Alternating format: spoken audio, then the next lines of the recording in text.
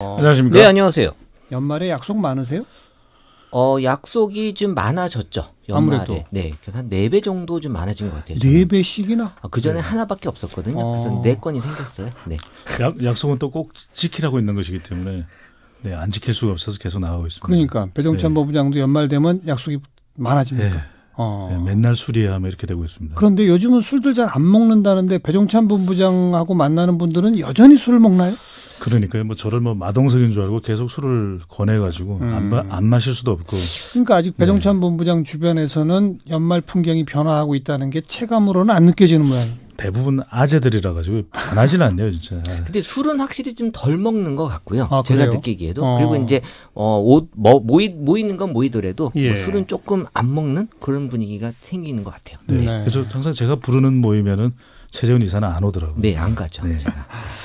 먼저 SNS 상의 언급량인데 여기는 아무래도 젊은 층들이 좀 많이 이용하니까 그죠? 네, 젊은 맞아요. 층들의 달라진 세태는 여기서 딱 드러날 것 같은데요. 네, 뭐 연말 연시 앞두고 또 이런 술자리, 송년회, 회식, 모임이 많아지는 건 맞는데요. 예. 정확하게 2016년, 17년 또 18년까지 봤을 때 한 45%가량. 제가 아까 한 건이었는데 4건 생겼다 그랬잖아요. 정확하게 데이터에서도 45%로 나오고 있거든요. 한 건을 제가 갈까 말까 고민 중이니까 4.5건.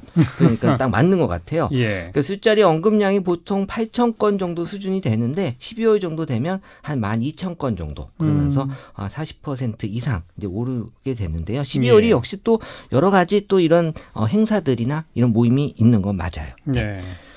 그런데요, 뭐 모임이 있다, 회식이 있다, 근데 이것과 술과의 관련성을 보여주는 빅데이터는요. 일단 뭐 연말 관련돼서는 이제 술이라는 건 빠지진 않거든요. 네. 근데 이제 2017년에는 이제 술이 4위에 있었는데, 예. 근데 2018년 들어서서는 술이 이제 5위로 내려갔습니다. 대신에 올라온 게 이제 여행이었고요. 여행. 그래서 전에도 잠깐 말씀드렸지만 이제 여행에 대한 관심이 높아지면서 연말에도 이제 여행을 가는 그런 모임도 있고 또 아예 혼자 가는 여행도 좀 많아졌고요. 네. 또 맛집을 탐방하는 여행 이런 다양한 어떤 여행을 수단으로 해서 많이들 좀 움직이고 계시고 있다. 그래서 연말과 과음으로 이렇게 연관돼서는 급격하게 이제 줄어들고 있는 추세가 나타납니다. 연말과 과음을 동시에 언급한 것은 언급량이 급격히 줄어듭니까? 네, 그 기점이 이제 2016년을 기점으로 해서 급격하게 이제 줄어들게 되는데요. 왜 16년부터일까요? 2016년이 그 김영란법이 이제 시행이 되면서. 야, 김영란법이 그렇게 큰 영향을 미쳤나요? 왜냐하면 이제 연말에 이런 개인적인 모임도 있지만 공적인 모임도 사실 맞아요. 많거든요. 근데 그런 것들이 상당수 줄어들게 됐다. 일단 2016년은 확실히 줄었죠. 그때는 이제 또 이 시행이 된 해기 때문에 줄었고요. 예. 한 번 줄은 게 올라가진 않더라고요. 예. 여전히 계속 줄은 상태로 이어지고 그 있었어요. 연말 음주와 관련된 감성 반응이나 감성 키워드들을 분석하면 어떻게 됩니까? 일단 2013년에서 15년까지는 이제 음주운전이 가장 높았습니다. 그래서 아무래도 음주운전을 하게 되는 그런 여건이 이제 만들어지기 때문에 언급량이 제일 많았다. 제일 많았고요. 예. 그러면서 또 연말을 즐기시는 분도 있지만 또 연말에 찌들어서 힘들어하시는 분,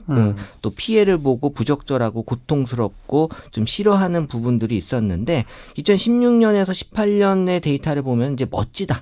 그러니까 연말에서 뭔가 좀 사람들이 즐기려고 하는 걸 좀 찾으신 것 같아요. 예. 예, 그러면서 이제 거절이라는 표현이 나오거든요. 그러니까 모임에 이제 내가 거절하고 안 나가는 경우가 이제 나타나기 시작을 한 거예요. 예. 그래서 이제 음주운전이 이제 오늘 아마 그 윤창호법이 이제 시행이 됐죠. 그렇죠. 그러면서 이제 음주운전에 대해서는 더 앞으로도 많이 네. 줄어들지 않을까라고 기대가 되고 있어요. 이 키워드를 보니까 정말 확연하네요. 2013, 14, 15, 3년 동안은 음주운전, 찌들다, 피해, 부적절한, 고통, 싫어하다, 공포, 괴롭다, 만취 상태 이렇게 비슷한 표현들인 것 이렇게 같아요. 나오는데 2016년에서 18년까지는 멋진, 만끽하다, 뭐 조심하다, 달라지다, 행복한, 즐기다, 기분 좋다, 맛있는 음식.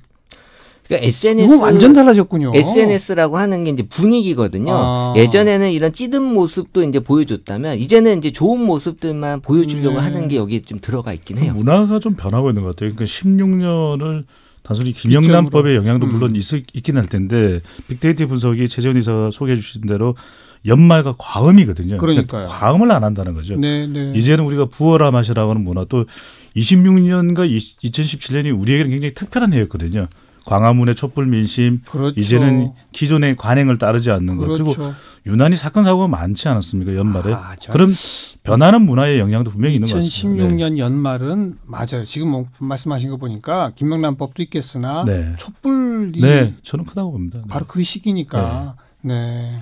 그 여론조사상에도 직장 송년회 이런 거에 대한 의식 변화가 분명히 나온다면서요. 네, 우리 CBS에서 의뢰를 리얼미터에서 실시한 조사인데요. 지난 14일이었고 전국 501명을 대상으로 조사한 내용이 자세한 사항은 조사기관의 홈페이지에서 확인 가능합니다. 예. 직장 송년회에 대한 우리 국민들의 인식 분명한 변화가 있어 보입니다. 이 74.4%죠. 무려 10명 중 7명이 넘는 응답자들은 간소하게 하자. 그냥 아주 간단하게 점심이나 저녁을 먹자 이 정도였고요. 예. 성대하게 부어라 마셔라. 이 저녁 식사와 음주는 뭐 10명 중 1명도 안 되는 8.4%에 그쳤습니다. 8.4%. 네, 하지 말자. 아이 왜 하냐 이런 거 12.5%로 나타났습니다. 네, 네.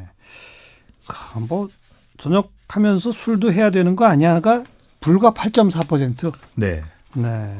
성별이나 나이대에 따라서 분명히 차이가 좀 있어요. 네, 앞서 뭐 말씀드린 대로 8.4%의 배분무장에도 모임이 포함된다는 건 좀 정말 안타까운 일인데요. 예. 이 직업별로는 크게 뭐 다르지는 않았습니다. 그런데 성별로 보면 확실히 남녀 간의 차이는 있었는데 여성들의 경우에는 더 간소하게 하자는 비율이 훨씬 더 높았고요. 많겠죠. 네, 또 하지 말자는 비율도 상대적으로 남성보다는 많은 편인데 여성 쪽에서. 네, 남성들은 그래도 좀 마시자. 예. 네, 그런 결과로 나타났고요. 이 연령대에서 상당히 유의미한 그런 결과가 나타났는데 20대 또 40대, 50대, 60대 이상은 큰 차이가 없었는데 30대는 상대적으로 하지 말자. 이거 왜 하냐. 30대에서. 네, 근데 그럴 수밖에 없는 것이 예.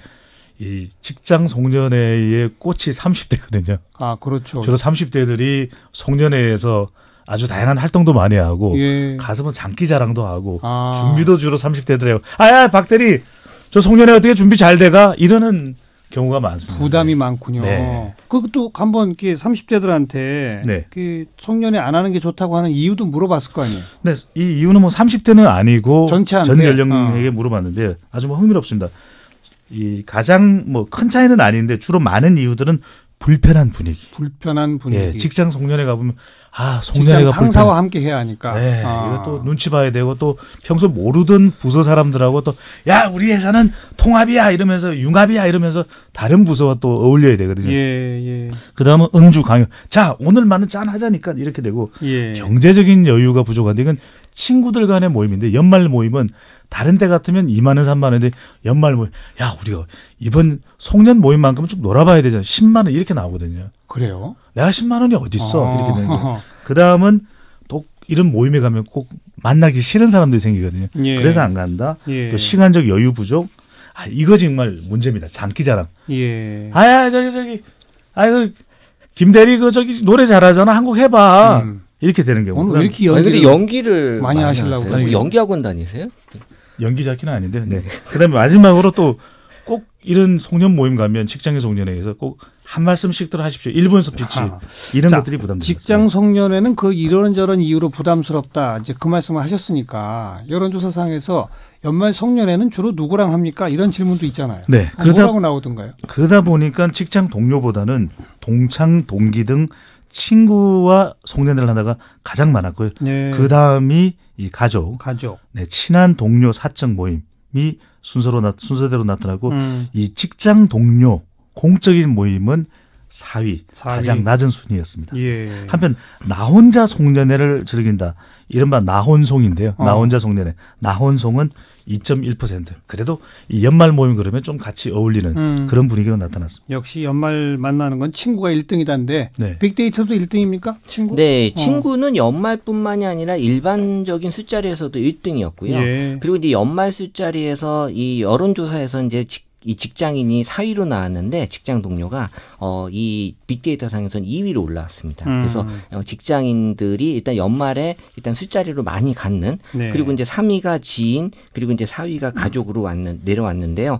사실 일반적인 술자리에서 이제 친구가 아까 말씀드린 대로 가장 높았고요. 그리고 이제 2위가 선배. 그러니까 선배들한테 뭔가 술 사달라 이런 얘기들 또 많이 예. 하는 것 같고요. 예. 그리고 뭐 지인과 가족, 뭐 동료 그리고 뭐 오빠 요런 순서로 일반적인 술자리는 이제 직장인들하고는 조금 잘 안 먹는 네. 그런 게 빅데이터 상에서 보였어요. 송년회에 대한 그 긍정 연관어, 부정 연관어를 살펴보면 어떤 특징이 나옵니까? 네, 일단 뭐 송년회가 갖는 이 두 가지의 어떤 상반된 개념이 있는데요. 일단 긍정 감성이 65%로 약간 송년회는 좋은 그런 예. 어떤 모임으로 생각들 하고 있고요. 긍정적인 표현으로 이제 즐긴다, 맛있다, 분위기 좋다, 신난다, 행복하다 같은 긍정적인 표현이 있지만 부정적으로는 이제 막히다. 이건 이제 뭐 길이 막히는 것 차가 같아요. 막힌다? 네, 차가 막혀서 끝나고 이제 집에 가기 어렵고 이런 후회하고 괜히 왔다라는 생각들 하시는 것 같고요. 예. 그리고 이 자리가 되게 힘들다. 요런 또 고민들을 많이 하시는 걸로 이 고민 같은 경우에는 여기 내가 나갈까 말까 이런 고민들도 좀 하시는 것 같고요. 예전보다는 좀 부정적인 감성이 조금씩은 더 높게 올라오고 있는 분위기입니다. 그래도 긍정 연관어가 더 높다. 조금 높죠. 네. 지난해에는 왜 뭐 좀 프라이빗하고 파티 문화 즐길 수 있는 곳, 올해는 뭐 가볍게 만날 수 있는 곳, 뭐 이렇게 이 뭐 연말 모임의 트렌드나 선호하는 유형이 변화한다고 그러던데 선호하는 연말 모임의 유형에 대한 조사 결과도 있다고요?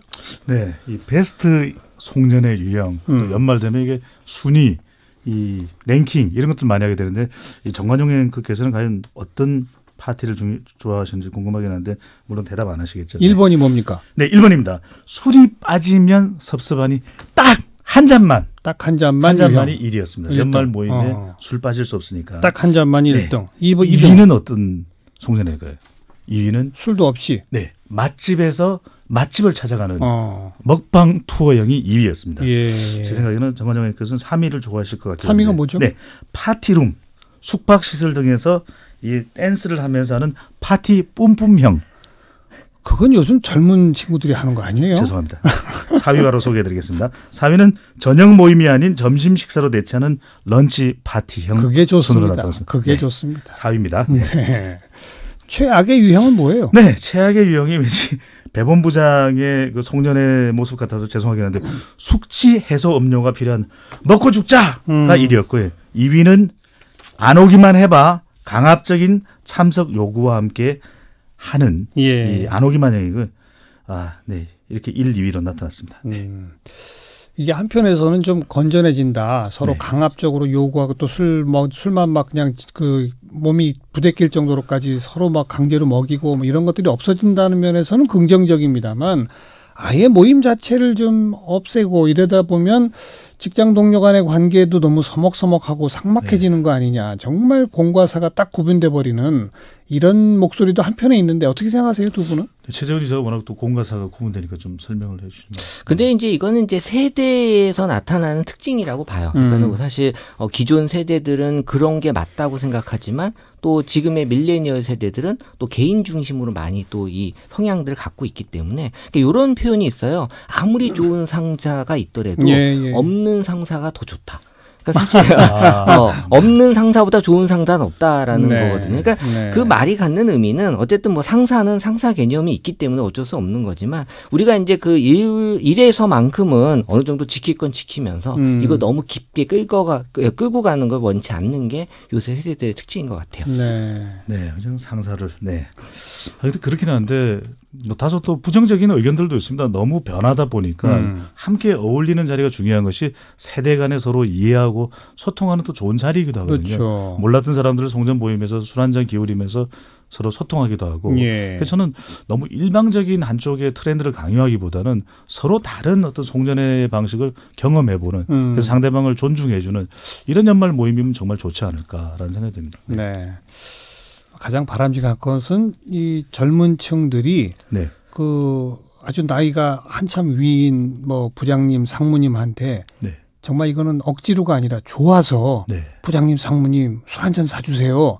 이런 문화를 만들어내는 게 제일 중요한 건데, 그죠? 그게 제일 좋은 문화가 만들어진 거죠. 자발적으로 그렇게. 항상 준비가 돼 있는데.